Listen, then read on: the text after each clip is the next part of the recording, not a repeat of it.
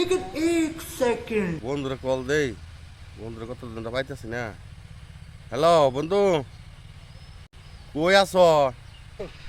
আমি তো যে সৌদি আইছি 6 তলা বিল্ডিং তো এসির ভিতরে বন্ধু বাংলাদেশ আর ভাল লাগে না। বন্ধু তুমি কবে গেলা আমার কাছে কইলা টইলা না শুনাইলা না